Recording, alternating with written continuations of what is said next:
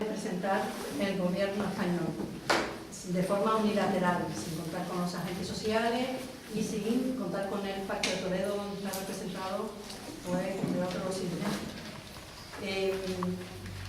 Ellos entrarán a explicar de forma más en profundidad cómo es el sistema de pensiones, qué pasa con el sistema de pensiones, si realmente esta reforma es necesaria, si no lo es. Pero a mí me gustaría entrar en el contexto económico en que se está desarrollando esta reforma de las pensiones, porque forma parte de la ofensiva para cargar la crisis sobre la espalda de los trabajadores. Y los trabajadores tenemos que tener dos cosas muy claras. Primero, que nosotros no hemos generado la crisis, y segundo, que no la vamos a pagar. No vamos a pagar una crisis que no hemos generado y que ha servido para que otros han acumulado muchísimo dinero a lo largo de estos años. Entonces, ¿quién provocaron la crisis? Porque la crisis no es de origen natural. Los que diseñaron un modelo económico a partir de los años 90. Un modelo que se llamó en su día, y se sigue llamando, la globalización económica, la globalización capitalista, para darle un nombre concreto, y que consiste en cosas muy concretas. Primero, uno de los temas era el libre comercio, es decir, aquí ya no hay protección, por ejemplo, a la agricultura, a las producciones nacionales, por lo tanto, libre comercio, que nos afecta muchísimo en Canarias, porque somos una isla, un archipiélago, donde hay una producción que tenemos que proteger, y que es esencial para la vida, porque estamos hablando de bienes esenciales para la vida, como es la agricultura y demás.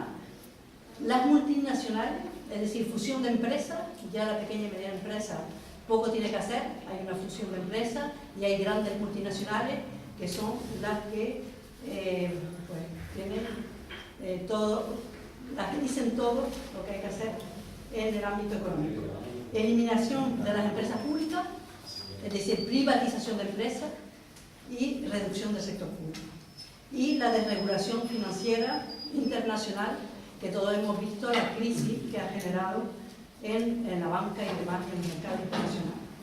Es decir, si hasta ese momento teníamos el llamado estado de bienestar con un sector público productivo importante, productivo, insisto en lo de productivo porque el sector público es burocracia, no. Había un sector público importante en toda Europa y productivo, es decir, lo que es la electricidad, lo que son las comunicaciones, incluso pues la Renault era pública, es decir, la fábrica de coches, es decir, había un sector industrial productivo importante. Por lo tanto, era redistribución de la riqueza, es el dinero que producía esas empresas, que produce esas empresas, entraba en las arcas del Estado y se redistribuía al conjunto de los trabajadores, de los ciudadanos, mediante empleo público de calidad, mediante la educación, sanidad, es decir, todas las prestaciones, las pensiones, es decir, todas esas prestaciones que nosotros recibimos del Estado. Y la globalización capitalista lo que planteaba era menos Estado, un Estado reducido y más mercado, mucho mercado, es decir, mucho privado y muy poco reducido. Por lo tanto, ya lo político, lo social, ya pasa a un segundo plano, ya no es lo importante y mandan las multinacionales. Quien manda en estos momentos no son ni siquiera los gobiernos nacionales, sino las multinacionales son las que marcan en función de sus intereses, porque lo que es importante para ellas no es el estado del bienestar, no es que los trabajadores tengan prestaciones, lo que es importante para las multinacionales son las cuentas de resultados, es decir, los beneficios. Y los beneficios, pero un poco, es decir, para una minoría. Cuanto más ganan, mejor. Y cada vez quiere expandirse más. Es decir, el capital tiene que crecer y por lo tanto tiene que crecer sobre la privatización de empresas públicas, es decir, cada vez abarcar más sectores. Ese afán de acumulación de capital es lo que nos ha llevado a la crisis en este momento. Ha habido la desregulación financiera internacional, libertad de mercado sin límite, que llevaron a que en los mercados internacionales se movieran activos con valores hasta 6 veces superiores a la economía real. es decir, a lo que se producía, por lo tanto 6 veces superior a la economía real, convirtiéndose en un gran casino. Entonces, hemos visto después las consecuencias que ha habido en los bancos, en las hipotecas, en los préstamos, cómo han jugado con el capital de riesgo, cómo han jugado con los fondos de inversiones, cómo han jugado con los fondos de pensiones. Es decir, ellos han hecho un gran casino y se ha producido pues después el derrumbe de la economía, del sector financiero.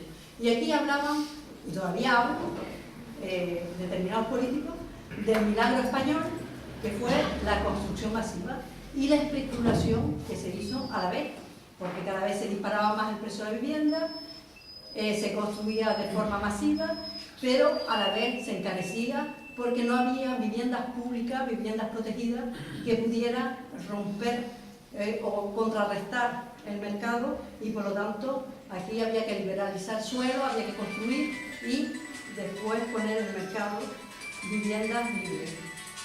Por lo tanto, junto al derrumbe de los mercados financieros que se da a nivel internacional, también en España se da el derrumbe de esa burbuja inmobiliaria que se había generado. En España hay crisis, pero por lo visto hay crisis para los trabajadores y para las trabajadoras, para las pequeñas empresas, pero vemos que hay 1.400 personas que controlan y gestionan capital equivalente al 80% del PIB español. Por lo tanto, estamos hablando que sí hay una minoría que tiene el dinero con móviles. Si estuviéramos en clase, ¿qué haría? Y en Canarias vemos que también 1.000 canarios controlan 4.000 millones de euros. Un patrimonio que lleva a que 5 clientes de los bancos pues manejen más de 30 millones de euros y 123 que manejan entre 6 millones y 30 millones de euros en efectivo. Es decir, estamos hablando de 1.000 millones y de 50.000 millones de pesetas. Por lo tanto, estamos hablando de muchísimo dinero, con lo cual el problema es un problema de redistribución de la riqueza, y se pretende que si han tenido, tienen menos beneficios, pretende que lo paguemos los trabajadores y que los trabajadores tengamos que cerrarnos un poquito más el cinturón. Lo que nosotros no podemos hacer es admitirlo. Nosotros tenemos que estar informados, tenemos que ser ciudadanos informados y tenemos que responder a esta ofensiva que hay, porque nosotros no vamos a pagar la crisis.